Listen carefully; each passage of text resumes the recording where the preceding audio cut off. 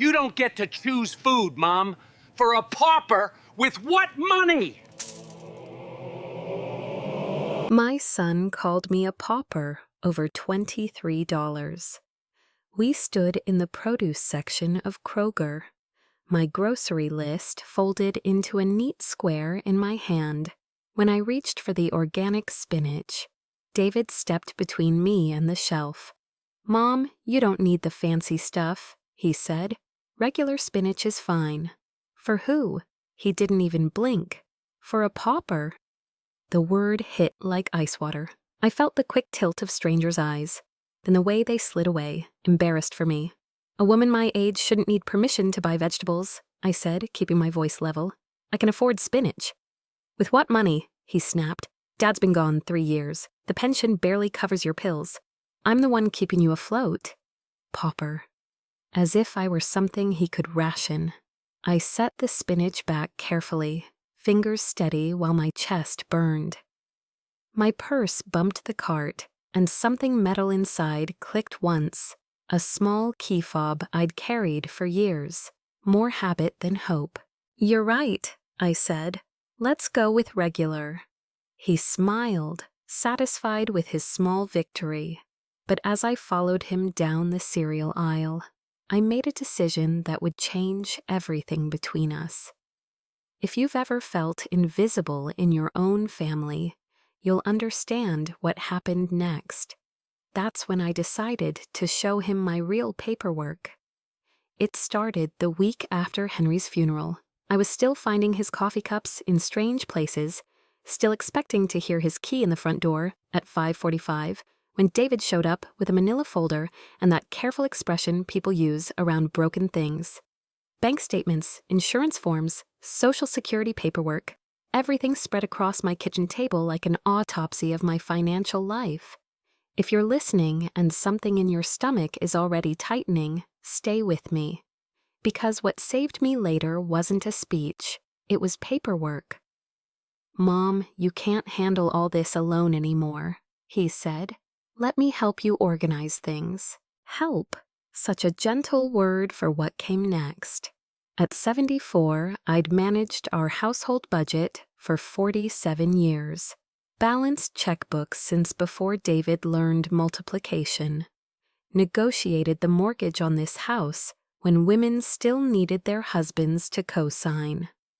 I'd filed taxes, managed investments, and handled the paperwork when Henry's back gave out and he couldn't work those last 2 years. But grief, apparently, had made me incompetent overnight. David's version of help began with observation. He watched me fumble with insurance claim forms, noticed I paid the electric bill late once, saw me staring at Henry's pension statement like I'd never seen numbers before. "You're overwhelmed, Mom," he said. "Anyone would be. Dad handled a lot of this stuff, didn't he?" That wasn't true, but I was too tired to correct him. Henry dealt with the railroad pension office and the car maintenance. Everything else was mine, had always been mine. The first change was subtle. David suggested paperless statements to reduce clutter. Less mail meant less confusion, he said. I was drowning in sympathy cards and casserole dish returns anyway, so I agreed. Electronic statements seemed modern, efficient. What I didn't know was that when he called the bank to set up the digital system, he also updated my mailing address. "It's temporary, Mom," he said, "just while you're adjusting." Adjusting, as if loss were a thermostat you could dial down to comfortable. Within 2 months, he'd taken over completely. My Social Security checks, Henry's pension, even the life insurance payout, $15,000 and change, everything now flowed through David's careful oversight. He created color-coded spreadsheets, set up automatic bill payments, organized my financial life with the efficiency of a funeral director arranging flowers. "See how much simpler this is," he said. "You don't have to worry about due dates anymore." But I was worrying. Late at night, when the house felt too quiet and too big, I'd sit at Henry's oak desk and try to remember what our money looked like on paper. The bank statements stopped coming. The investment summaries disappeared. Even the quarterly property tax bills vanished into David's digital filing system, paid automatically from accounts I could no longer access. The first time I called First National to check my balance, I thought there'd been a mistake. "I'm sorry, Mrs. Johnson," the woman said, her voice polite in that practiced way, "but we show your statements and contact information going to a different address." "A different address?" "Yes, ma'am. Your preferences were updated in March. You'll need to contact the authorized party for account information." "Authorized party?" I said. "This is my account. I've banked there for 31 years. "I understand," she said gently. Mr. David Johnson updated the mailing address and paperless settings. "Would you like me to transfer you to his number?" I hung up before she could connect the call. My husband's pension, earned through 38 years of midnight shifts at the Union Pacific Yard, loading freight in 0-degree winters and 100-degree summers, was now managed by someone who'd never worked a day of physical labor in his life. The grocery allowance started 6 months after the funeral. David instituted a weekly budgeting system, $60 for food, $15 for everything else, medicine, household supplies, personal items, $75 total for a woman who'd once managed a monthly budget of $4,000. "Mom, you were overspending," he said, tapping a receipt like evidence. "You bought groceries 3 times in 1 week. Half that produce went bad." "I like having options," I said. "I like fresh vegetables." "You like fresh vegetables you can actually afford," he replied. "This isn't the 1980s anymore. You're on a fixed income." If only he knew about the 1980s. If only he'd asked what Henry and I were doing in 1987 while David was away at Northwestern, complaining about dormitory food and requesting money for spring break. We were buying our first rental property in Birmingham. Cash down payment, no mortgage, no debt. He had no idea what Dad and I bought in 1987. Every grocery trip became an exercise in public humiliation. David would review my receipt like a suspicious accountant, questioning every item that seemed too expensive or unnecessary. "Organic strawberries?" he'd say. "Mom, regular strawberries are half the price." "I can taste the difference." "You're paying for a label," he'd answer. "We need to be smart." Smart about spending my own money on fruit that would last 3 days in my refrigerator. Smart about asking permission for things I'd bought automatically for decades. "I'm not trying to control you," David insisted. "I'm trying to protect you from making financial mistakes." Financial mistakes, like buying Henry his favorite ice cream during his final hospital stay, even though it cost $9 and he could only manage 3 spoonfuls. Like buying decent toilet paper instead of the sandpaper David recommended. Like putting flowers on my own kitchen table because they made the house feel less like a mausoleum. Protection that felt like a gradually tightening noose, one that required me to explain why I needed shampoo when the bottle wasn't completely empty, why I wanted fresh bread when day-old was cheaper, why I preferred my arthritis medicine in name brand form when generic would do. The breaking point came on a Tuesday in October. I asked David for extra money to buy a birthday gift for my granddaughter, his daughter, and he sighed like I'd requested funding for a gambling addiction. "Mom, Amy doesn't need expensive gifts," he said. "Kids today have too much stuff anyway." "It's her 16th birthday," I said. "I want something special." "Define special," he replied, "because your version of special and your actual budget might be 2 different things." Standing in my own kitchen, asking my own son for permission to spend my own money on his own daughter. The humiliation was complete. $15, he said finally. "That's reasonable for a teenager." $15. That night, Sitting alone in the house Henry and I had bought and paid for, I made my first real decision in 3 years. It was time to make a phone call David would never see on any bill he monitored. A call to someone who knew exactly what Henry and I bought in the 1987 and what it was worth today. Every favor came with invisible strings attached. My husband's pension, my money, his approval required. The phone call to England would have to wait. David had bigger plans for my humiliation. It happened on a Thursday morning in November, 3 months after the birthday gift incident. I was folding laundry when David arrived with fresh paperwork and an expression I'd learned to dread, the careful, patient look he used when explaining complicated things to simple people. "Mom, we need to have a serious conversation about your financial situation," he said. "It's gotten much worse than I initially thought." He spread documents across my kitchen table like a prosecutor laying out evidence. Bank printouts I hadn't seen in months, medical bills that had apparently gone unpaid, a utility notice stamped "Final Warning" in red ink, so bright it looked aggressive. "I don't understand," I said. "You've been handling all this for me." "That's exactly the problem, Mom.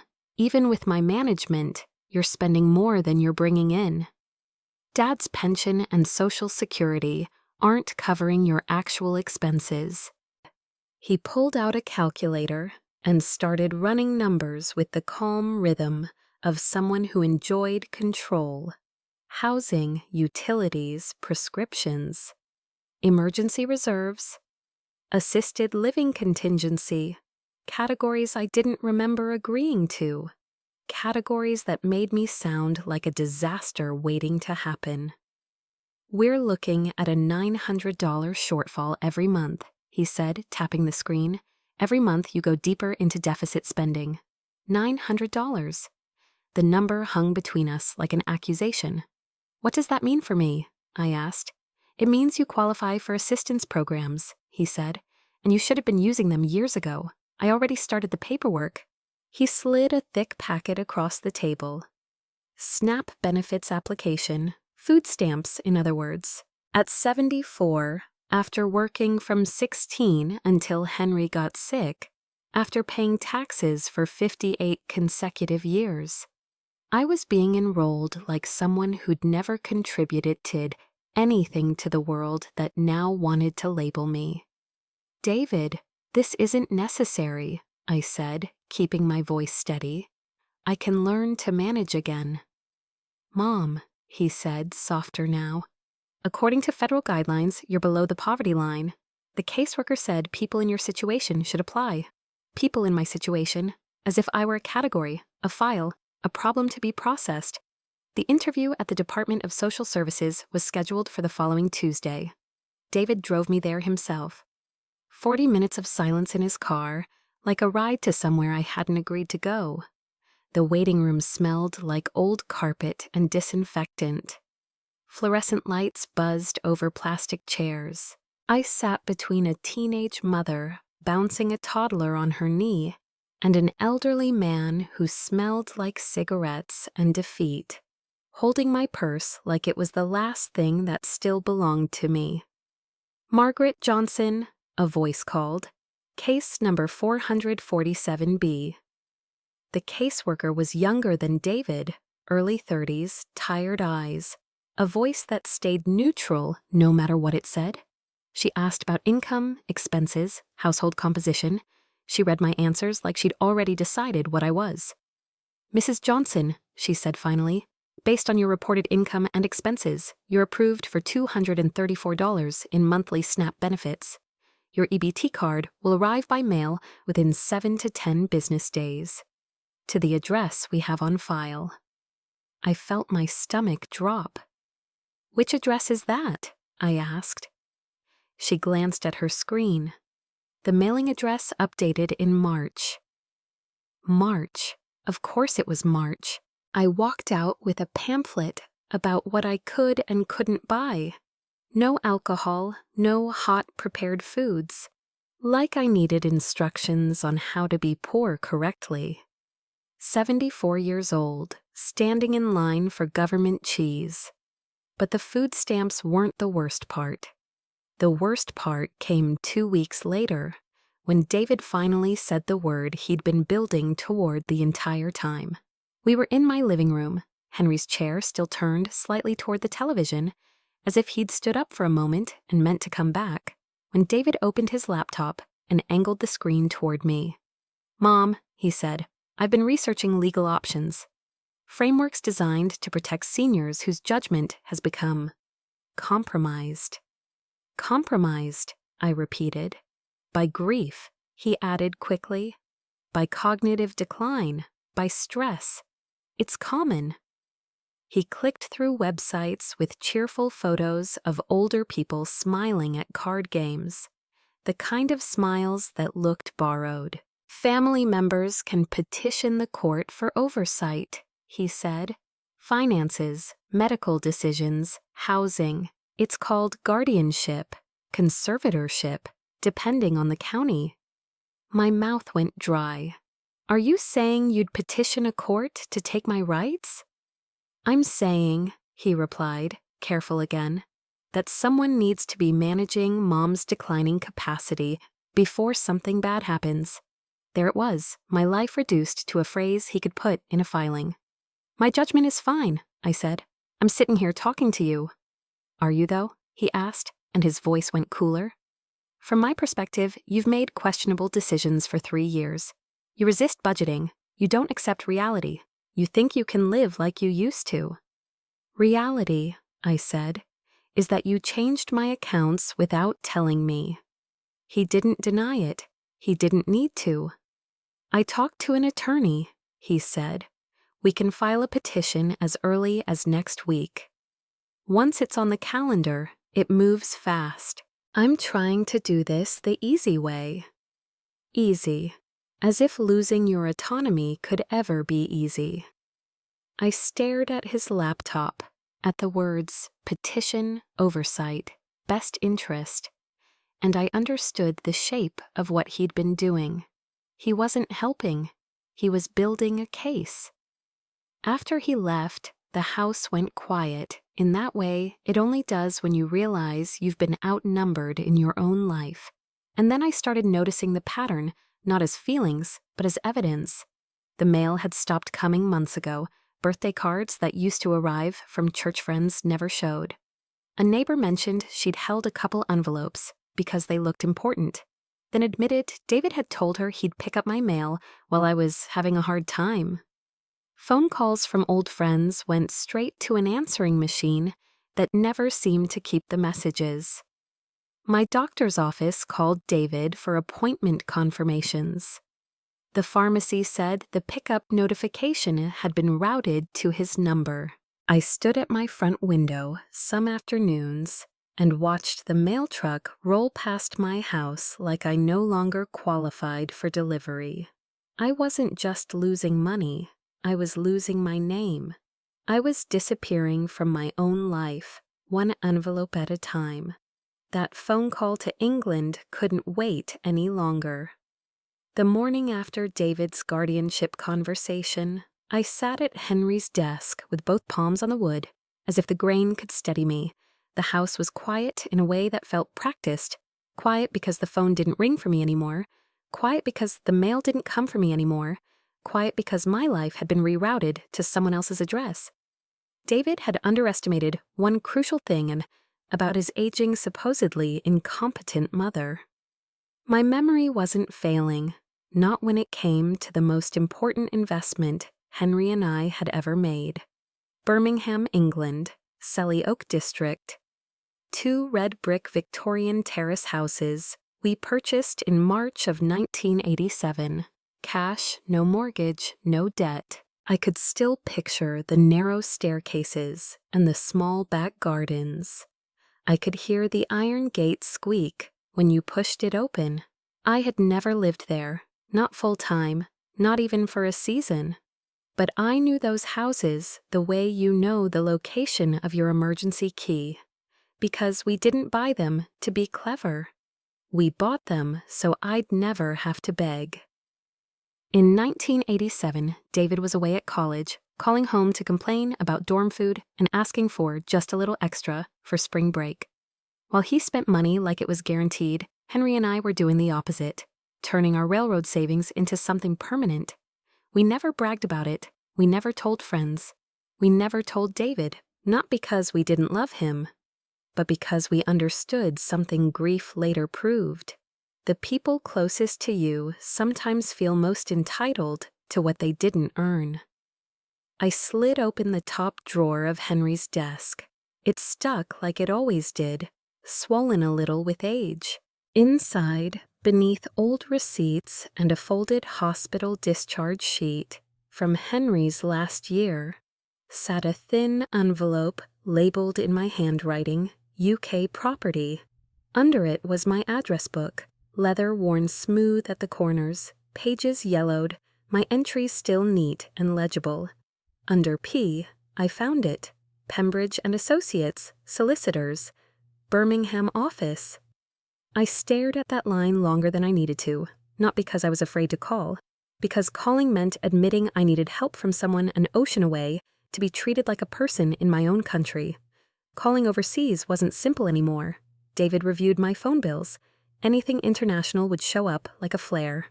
So I drove to CVS that afternoon and bought an international calling card, $25, paid in cash from the small envelope I kept behind my recipe box.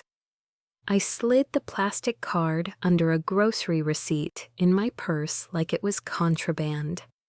That night, I waited until after David's routine check-in. He called around 7, asked if I'd eaten, reminded me not to stress, told me he was researching resources. His voice was careful, soft enough to sound kind, sharp enough to sound final. When I hung up, I let the kitchen tap run for a few seconds just to hear something obey me. Then I went back to Henry's desk, shut the door, and sat down.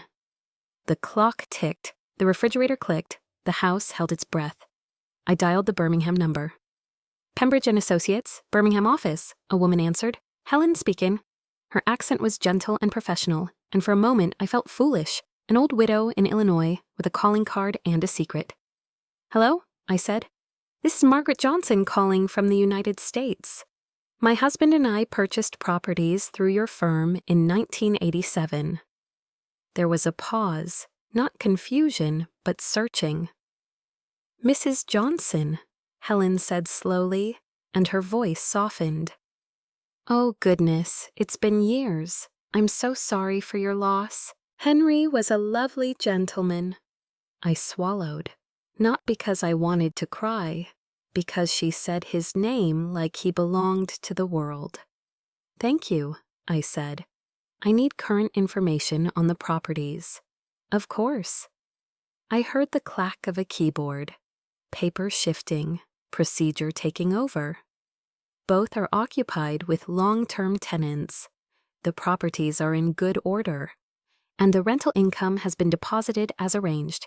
My fingers tightened on the edge of the desk. Deposited where? In your UK account, she said, as if it were the most ordinary thing in the world.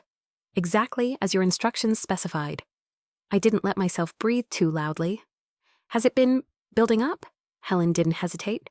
Mrs. Johnson, your rental income has been accumulating. The sentence landed clean and heavy.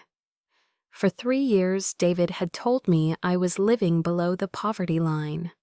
For 3 years, he'd rationed groceries and toiletries like he was teaching a stubborn child to behave. And all the while, money had been arriving quietly from 2 homes Henry and I owned outright, quarter after quarter, into an account David didn't know existed. I did what I'd learned to do when I needed to survive someone else's certainty. I asked questions. Has anyone else contacted your office about these properties? I said. No, Helen replied immediately, sharper now. No one, absolutely no one. Is everything all right? It will be, I said, but I need documentation, complete documentation. Certainly. What would you like us to prepare? Everything, I said. Proof of ownership, proof of income, proof of management. I need it complete. Helen's voice shifted into a list, precise and practiced. We can provide HM land registry title registers, copies of deeds, tenancy agreements, rent schedules, remittance statements, maintenance reports, council tax records, insurance documents, and a correspondence log. I closed my eyes. I could see my name printed in official language. My name not as a dependent, but as an owner. Express delivery, I said. To my address in Illinois. Of course. And Helen, add a note. If anyone calls claiming to represent me, do not release information without speaking to me directly first. I'm marking it now, she said, and I heard the small final click of her keyboard. No third-party disclosures. I hesitated, then asked the question I'd been holding back. Can you tell me, roughly, what the properties are generating these days? She read from her screen. Last year, the combined rental income was just under £48,000. 48,000. My hands went cold, not with greed, but with clarity. My so-called shortfall was a story David needed, not a reality I lived in. The food stamps were a story. The guardianship threat was a story. All of it depended on one thing, keeping me separated from what was mine. I thanked Helen. I kept my voice polite, because fury makes people careless. When I hung up, the room stayed quiet, but it no longer felt empty. It felt like a place where a plan could live. David's spreadsheets hadn't uncovered a crisis. They had manufactured one. And the proof wasn't going to arrive as a dramatic speech or a clever trap. It was going to arrive the way truth always arrived when you dealt with institutions that didn't care about feelings, in black ink, in dates, in official language, in paper you could hold. I opened my notebook and wrote a list in my careful block letters. HM, Land Registry Title Register. Deeds, ownership proof. Tenancy agreements, rent payment history, council tax and insurance records. Remittance statements, maintenance reports. Correspondence log. I didn't need to imagine what David's face would look like. I didn't need to predict his excuses. I only needed to know his story about me. Pauper, poverty line, declining capacity. Had just met something he couldn't gaslight. Documentation. Henry had been gone 3 years, but his decision, our decision, had not died with him. I placed the calling card back into my purse, tucked beneath my grocery list, and sat very still until my breathing slowed. I knew every brick, every tenant, every pound of rent, 35 years of rent, rates, and rightful ownership. The documentation from England arrived on a Tuesday, but by then I was already gone. I'd called my friend Margaret Henley on Sunday evening, using the same calling card technique that had worked with Birmingham. Margaret and I had taught Sunday school together for 15 years before Henry got sick. She lived in Bloomington, 40 minutes away, in a suburb David rarely visited, with a guest room and the kind of unquestioning loyalty that comes from decades of friendship. Margaret, I need to stay with you for a few days while I handle some legal matters. It's complicated, but I can't manage this from my house. Of course, dear. What do you need? Margaret didn't ask questions because she understood that sometimes emergencies require trust first and explanations later. That's the thing about friendships that survive decades. You learn when to say yes immediately and sort out details afterward. Within 2 hours, I'd packed a suitcase with clothes and the few documents David hadn't relocated. I left a note. Visiting Margaret Henley for a few days. Will call when settled. When David called that evening, his tone carried patronizing patience. Mom, you didn't mention planning a visit. Is everything okay? Everything's fine. I needed a change of scenery. Well, that's good. You need to get out more. But next time, let me coordinate transportation. Transportation? As if I'd forgotten how to drive after 3 years of widowhood. I drove myself. My license hasn't expired. I know, I just worry about long trips alone. Call if you need anything. He assumed I was becoming someone else's burden. Monday morning, Margaret drove me to meet elder law attorney Catherine Walsh. I'd found Walsh through the Illinois State Bar Association, specifically searching for lawyers specializing in financial abuse by family members. Walsh's office occupied the third floor of a restored Victorian building on Capitol Avenue. Her waiting room looked nothing like the sterile government offices where I'd applied for food stamps 3 months earlier. Real plants, comfortable furniture, certificates suggesting competence without intimidation. The kind of place where people solved problems instead of managing poverty. Mrs. Johnson, I'm Catherine Walsh. Please come in. Walsh was younger than expected, maybe 45, with graying hair and the direct manner of someone who'd heard every family horror story. I have a situation involving unauthorized financial control by my adult son. Unfortunately, that's more common than people realize. I spread my documents across Walsh's conference table. Bank statements, power of attorney forms, printed emails from Pembridge and Associates confirming my English property ownership. Walsh reviewed everything methodically, making notes on a legal pad. Mrs. Johnson, let me be clear. Adult children have no automatic legal authority over competent parents, regardless of age or recent loss. Your son's behavior suggests financial abuse that could constitute elder fraud. Financial abuse, elder fraud. The clinical terms made David's behavior sound like what it was, criminal activity, not family assistance. What are my legal options at this point? Several effective avenues. First, we need to document every unauthorized change your son made to your accounts, every forged signature, every address modification, every automatic payment he established without proper written consent from you. Second, we need to revoke any power of attorney documents you didn't knowingly sign or that exceed the specific authority you intended to grant him. Walsh pulled out a fresh legal pad and began creating an asset recovery timeline. You mentioned English property generating rental income. Do you have recent documentation? It should arrive by courier today or tomorrow.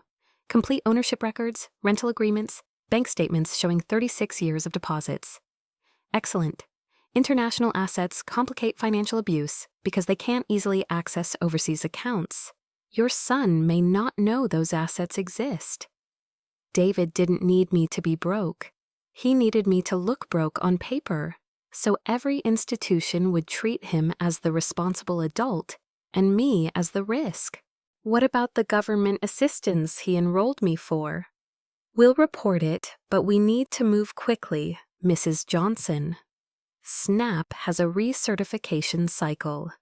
If they schedule your follow-up and your file shows assets you didn't disclose, they'll treat you as the one at fault. She tapped her pen once. And if he's serious about guardianship, he can file a petition with the court as early as next week.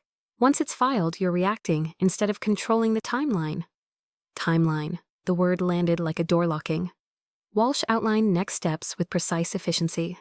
Gather complete documentation, file complaints with each institution David contacted, revoke existing power arrangements, establish new accounts with fresh security protocols. Do you feel safe? Has your son made guardianship threats? He mentioned researching guardianship options for people whose judgment has become compromised. Walsh's eyes didn't soften. They sharpened. That's not research. That's groundwork. Competent parents don't lose rights because they're old.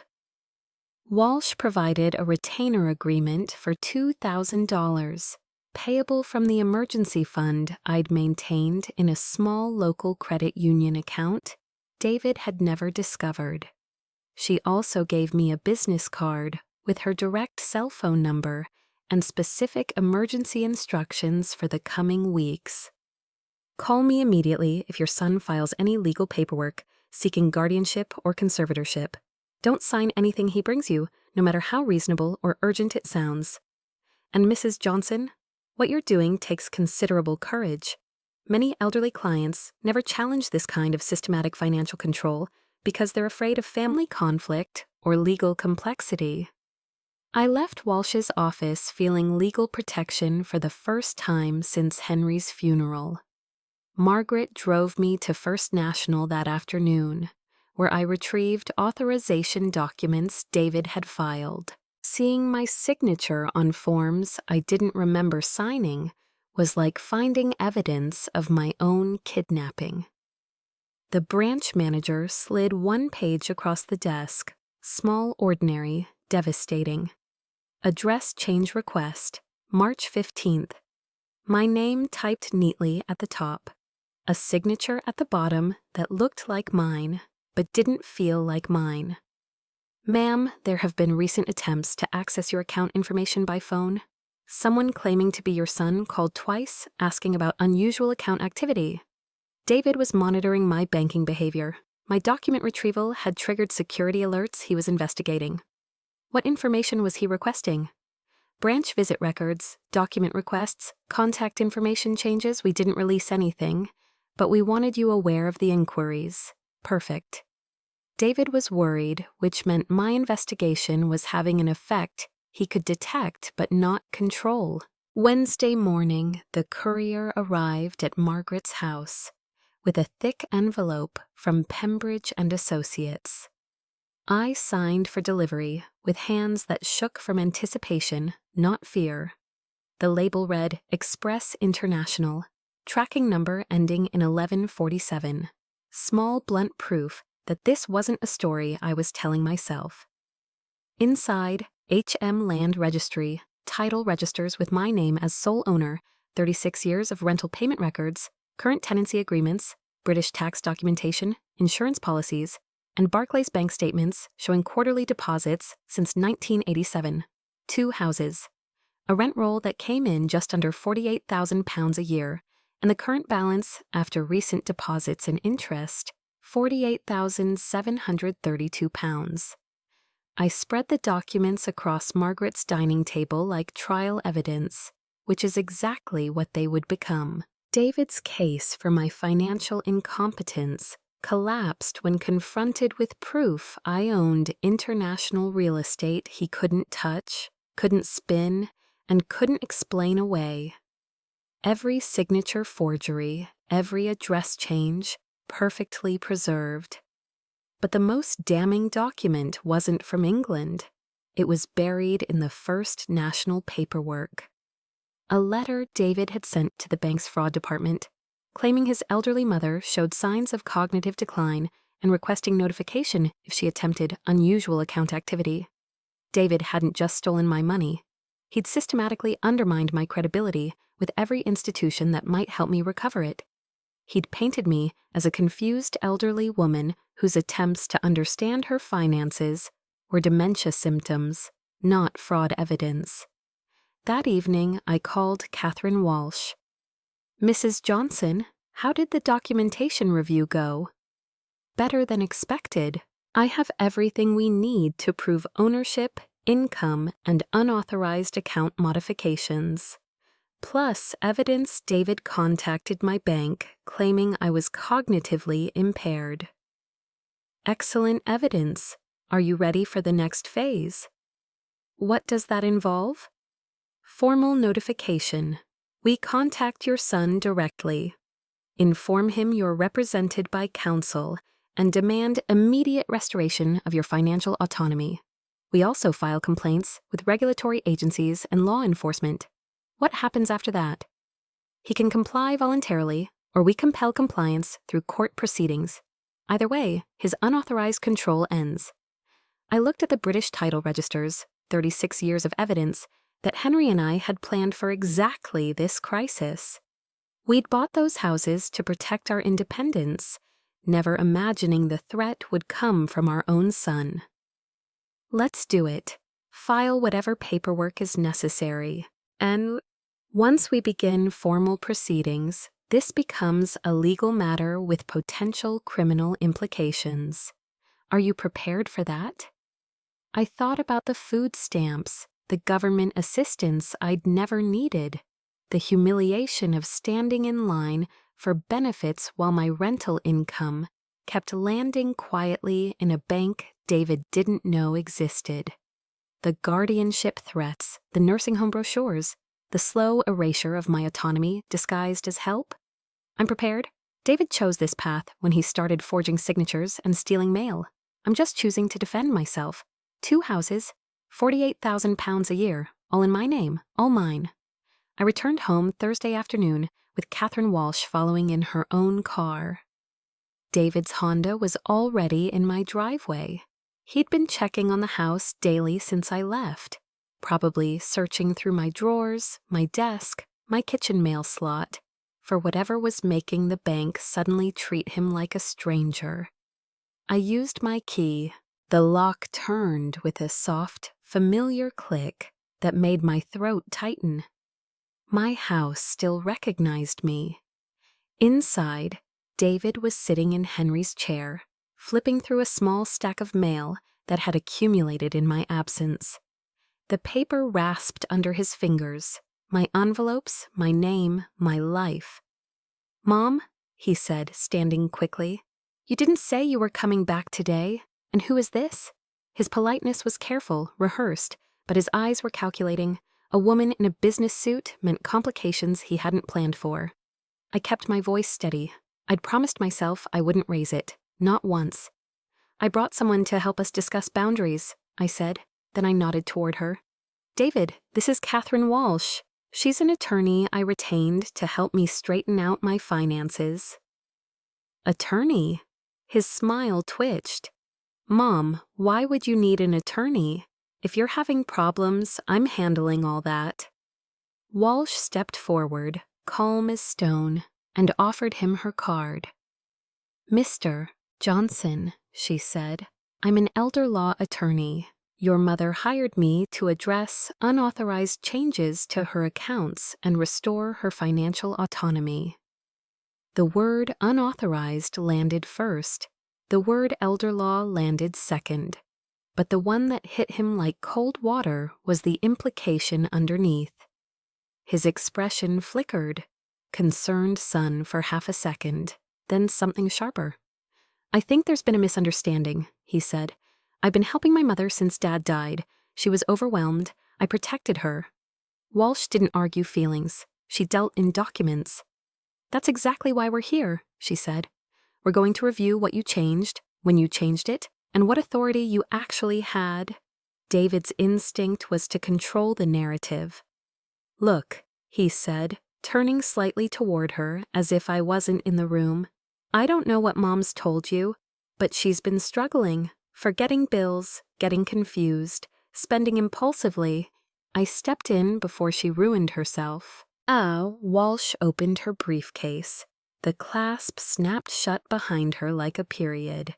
She laid a folder on my coffee table and spread the contents with methodical precision. Bank printouts, timelines, call logs, copies of requests. The paper covered the table the way David used to cover my kitchen table after the funeral. Only this time, he wasn't the one arranging the evidence. "March 15th, Walsh said, tapping one page. "You submitted an address change request. Her bank statements were redirected to your residence." David lifted his chin. "She was getting overwhelmed by the mail. I suggested paperless statements." Walsh didn't flinch. "Paperless was activated 6 weeks later. Why redirect her statements to your home if the goal was to eliminate paper statements?" David's mouth opened, closed, opened again. Walsh continued, each sentence a nail. "March 22nd, she said, sliding another page forward. "You added yourself as a secondary account holder with full transaction authority." "I had power of attorney," David snapped. "I needed access to pay bills." Walsh held up the POA copy. "This is limited authority. It does not automatically give you permission to redirect mail, change contact information, add yourself as an owner, or block her access." David's face tightened. He was starting to understand this wasn't a family argument. It was an audit. Walsh placed one more document in front of him, a letter on his own letterhead, sent to the bank's fraud department. "And here," she said, quiet now, "you contacted her bank claiming cognitive decline and asked to be notified if she attempted unusual account activity." David swallowed. I was concerned. Concern doesn't give you the right to erase a competent adult from her own finances, Walsh said. Then she looked directly at him. Each forged signature was a felony, not a favor. The room went still. Even the refrigerator seemed to hush. David's eyes flicked to me, like he was searching for the version of me who apologized for existing. He didn't find her. Walsh folded her hands once, then shifted to the part David couldn't talk his way out of. "Now," she said, "let's address the narrative you've been building, that your mother is a pauper." I reached into my purse and pulled out the thick UK packet. The paper was heavier than American bank statements, stiffer, official in a way you could feel. Land registry title registers, tenancy agreements, remittance statements, Barclays account history. I set them on the coffee table. The sound was small, but it changed the air. David stared. "Mom, what are those?" "Property deeds," I said, "for 2 houses your father and I bought in Birmingham in 1987, while you were in college." He flipped through the pages, faster and faster, his eyes doing the math before his mouth could catch up. Walsh didn't let him float in confusion. She anchored him to numbers. Combined rental income last year was just under £48,000, she said, and the current balance in her UK account, after deposits, sits around £48,732. David froze. I watched the truth hit him in layers, not just money, but the fact that I'd had something he couldn't reach. "You've been receiving rental income this whole time," he said, voice thin.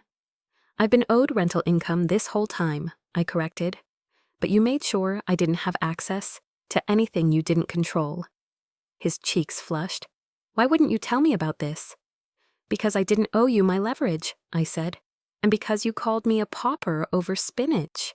He tried to regroup, tried to pull the conversation back to age and fear. "Mom, you're 74. You can't manage all this complexity alone." I kept my voice level. "I managed our home for 47 years. I filed taxes, I balanced accounts, I buried my husband. None of that made me incompetent." Walsh slid a formal letter across the table. "Mr. Johnson," she said, "this is a written demand that you immediately stop contacting her bank, stop representing yourself as her authorized controller, and reverse every access point you established." David glanced down. 72 hours? 72, Walsh confirmed. "Return the checkbook, restore mail delivery, transfer statements back to this address, provide passwords, and remove your number from alerts. If you do not comply, we file complaints with the Illinois Department on Aging and Law Enforcement, and we open civil recovery." David stared at the paper like it might rewrite itself. I didn't wait for him to accept the story. I asked for what belonged to me. "David," I said, "I need my checkbook back.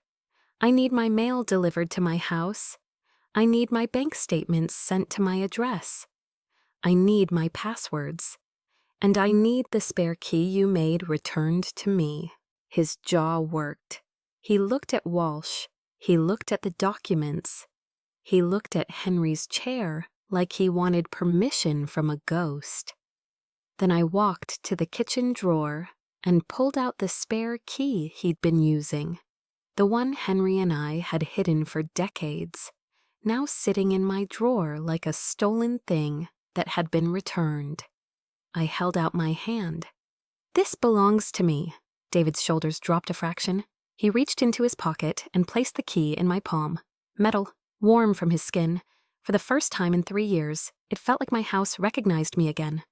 Walsh closed her briefcase with a soft click. "Mr. Johnson," she said, All future communication goes through my office. I looked at my son, 42 years old, standing in my living room, holding a lie he'd built for 3 years, and I didn't ask for a relationship. I asked for control. The checkbook, the mail, and the house keys, now. Nubangi tip P6, Min CQC Theo outline, beat 1920, shock plus family split, Vadambao mini cliff dung. He hadn't just lost control, he'd lost his safety net. David left without saying goodbye. After Catherine Walsh drove away, I watched him sit in his car for almost 10 minutes, the engine idling like he couldn't decide whether to flee or fight. Through the windshield, I saw the white rectangle of the cease and desist letter on his lap. His eyes moving across the page again and again, like reading it twice could change the deadline. At one point, he lifted his phone, started to dial, then stopped.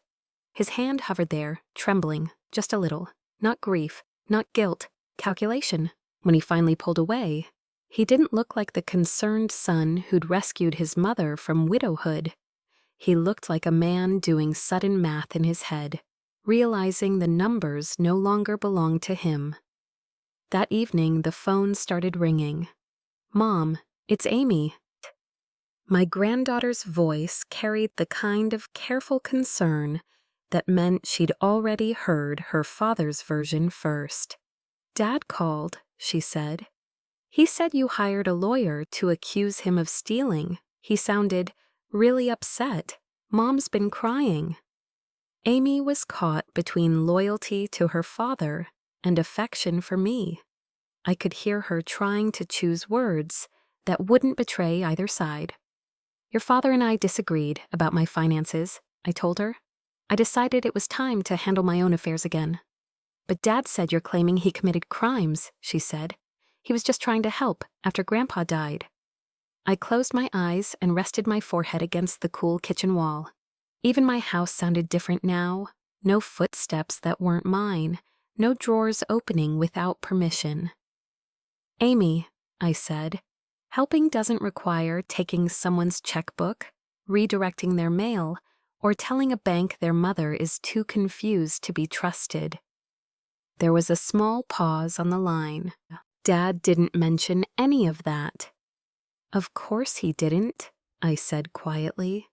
"For 3 years, I couldn't access my own records without your father's approval. That isn't help. That's control." "Are you pressing charges?" she asked, like the words were heavy in her mouth. "I'm hoping he complies voluntarily," I said. "I don't want to ruin your father's life. I just want my own life back." The calls came steadily over the next 3 days. David's brother Mike, my sister Helen, Janet, even a neighbor who suddenly remembered to check on me. Each conversation began the same way: confusion, discomfort, someone repeating David's softer language, help, concern, overwhelmed, as if those words could erase the paperwork. Some people understood immediately. "Jesus, Maggie," my sister Helen said the moment I laid it out plainly. "I had no idea he was controlling your money like that." Helen had noticed the little things, how I'd started paying in exact change, how I'd flinched at prices in a way I never used to. "He convinced me I was poor," I said. "For 3 years, I believed I was living paycheck to paycheck, while my rental income kept accumulating overseas." There was a sound on the other end, Helen exhaling hard, like she'd been punched in the stomach. "You were standing in line for food stamps," she said slowly, "while you owned property?" "I didn't even know my own statements were being sent to his address," I said. "He enrolled me without telling me I had assets that changed everything." Other calls were colder. "I don't understand why you couldn't work this out privately," Mike said, "without lawyers."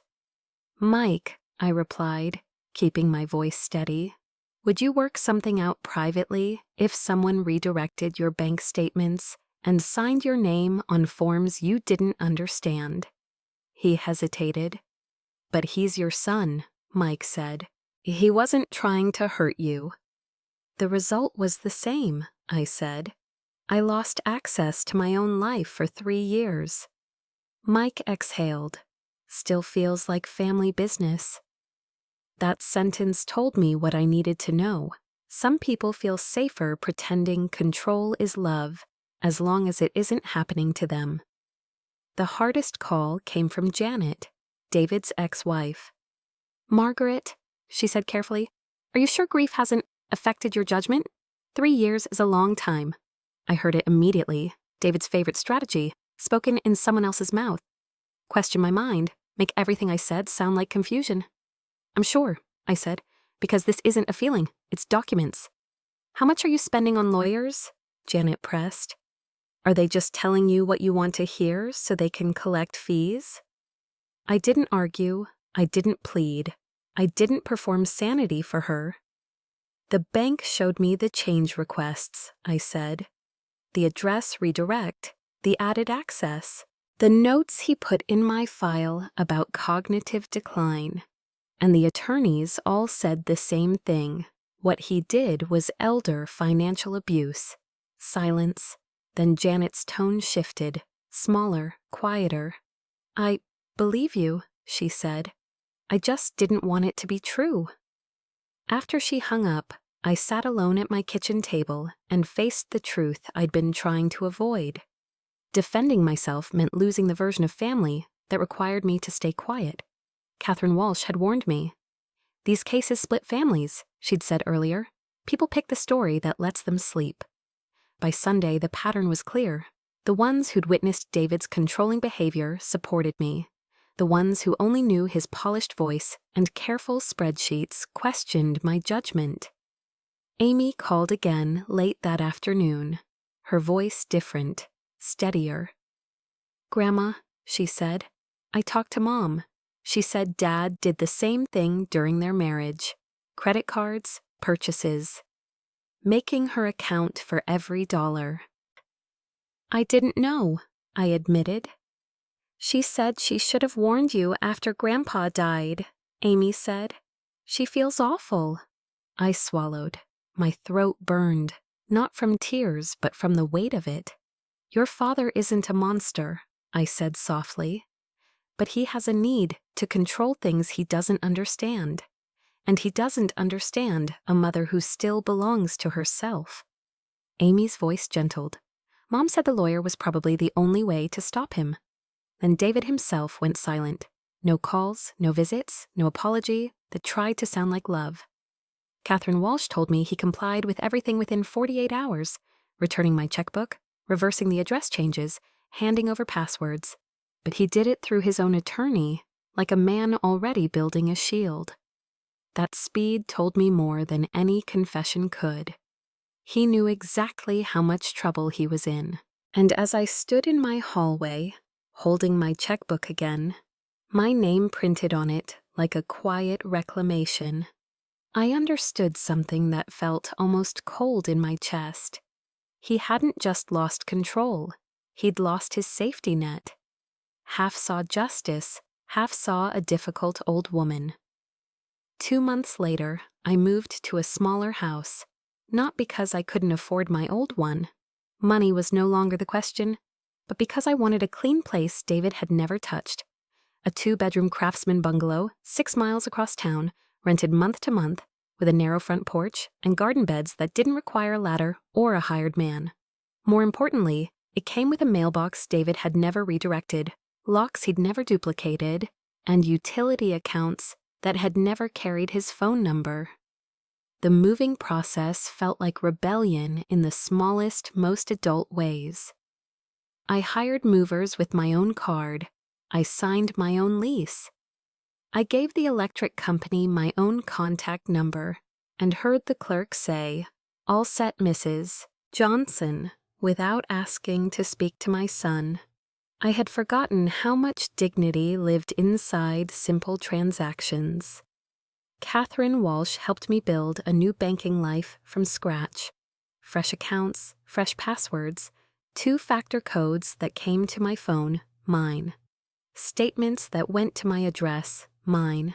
And a quiet rule I repeated to myself whenever I felt the old panic rise. Nothing changed without my signature, and nothing moved without my consent. The UK money was straightforward once the paperwork was clean. The Birmingham rentals generated just under £48,000 a year, and the quarterly transfers arrived like clockwork, converted, deposited, confirmed in writing. For the first time in 3 years, I knew exactly what I had and where it lived. David complied with every legal requirement and maintained complete silence. He didn't call to argue. He didn't call to apologize. His compliance came through an attorney, the way surrender does when pride won't allow a human voice. The house felt different when you were the only person with keys. My routines came back in small, steady pieces. Morning coffee while reading a newspaper delivered to my actual door. Grocery shopping with my own list, choosing what I wanted without hearing a sigh beside the spinach. Buying fresh flowers because I liked the way they made the kitchen smell, not because they were approved. Amy visited every other Sunday with her boyfriend, and sometimes her mother came too. We sat on the porch with iced tea sweating onto the coaster, talking about classes and work and places she wanted to see. David's name stayed outside the conversation like a coat we didn't bring into the house. My sister Helen drove over twice a month with gossip and casseroles. On her last visit, she helped me plant tomatoes and herbs, our hands smelling like soil and green stems. "You look happier," she said, wiping dirt on her jeans. "More like yourself." "I feel like myself," I told her, for the first time in years. I made my own mistakes again, too, the honest kind. Once I forgot a utility bill and paid a late fee. No lecture followed, no spreadsheet, no humiliation. Just me handling the consequence like an adult. Some evenings I thought about calling David, not to reconcile, not yet, but to say, "I'm fine, I'm managing. Your story about me was wrong."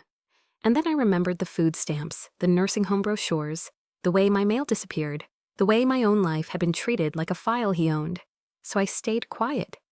On mornings when the light hit my kitchen table just right, I opened mail addressed to me, reviewed bank statements that reflected only my decisions, and slid my checkbook back into the drawer beside the spare keys no one else possessed.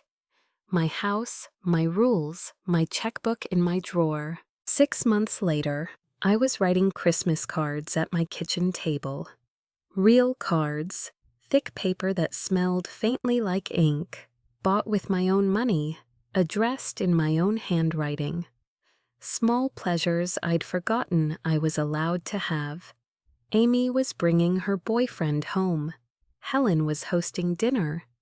And I was making Henry's favorite apple pie, the one with too much cinnamon and the crust he always claimed was perfect, even when it wasn't. David's name hadn't come up in our conversations for months, not because we were pretending nothing happened, because we were finally letting the truth sit where it belonged, behind me. The Birmingham rental payments arrived like clockwork, deposited into accounts only I could access. Every quarterly confirmation felt like a quiet note from Henry across the years. "You're not trapped. You're not small. You planned for this." I slept better. No one monitored my spending. No one treated my age like a diagnosis. Sometimes people asked if I regretted taking legal action. I regretted that it was necessary, but I never regretted defending myself. If you've ever felt like the unpaid servant in your own family, if someone convinced you that asking for your checkbook makes you difficult, you're not alone. Your age didn't make you incompetent. It made you experienced. And that Christmas morning, when I slid the last card into its envelope and turned the key in my own front door, I remembered something simple and true. What's yours is still yours. If this story resonated with you, share it with someone who might need it. And tell me in the comments if you've ever had to fight for your independence.